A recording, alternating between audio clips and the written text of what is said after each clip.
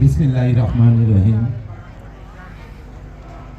আজকে জিলাদাবাদ পাড়া কর্তৃক যুব সমাজের উদ্যোগে মিনিবার ফুটবল টুর্নামেন্টের সম্মানিত সভাপতি, আজকে উপস্থিত প্রধান অতিথি আমাদের মাঝে আমাদেরই বড় ভাই ব্যবসায়ী এবং দুলাল ভাই, উপস্থিত আমাদের মাঝে বিশিষ্ট ব্যবসায়ী এবং সমাজসেবক আওয়াল হোসেন, উপস্থিত আছেন সমাজসেবক এবং ওয়ার্ড বিএনপির নেতৃবৃন্দ মাহফুজার রহমান, মামুন এবং আমার মাঝে জিলাদার ভাড়া মুরব্বী এবং আমার সামনে উভয় দলের খেলোয়াড় বিন্দু, রিফারি বিন্দু, সবাইকে আসসালামু আলাইকুম।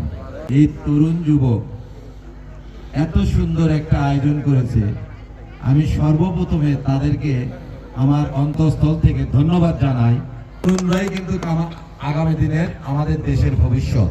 এই তরুণরা যদি খেলাধুলার মাধ্যমে বিভিন্ন প্রোগ্রামে তারা মাদককে না বলবেন, সব সময় আমি আপনাদের পাশে আছি।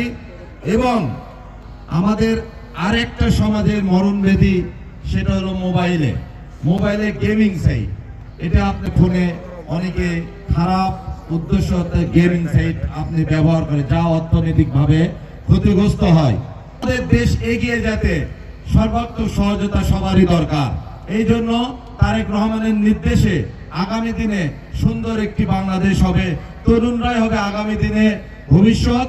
এই আশায়, এই প্রত্যাশা রেখে সবার সুস্থতা কামনা করে আমার কথা বলা এখানেই শেষ করছি। সবাইকে আসসালামু আলাইকুম।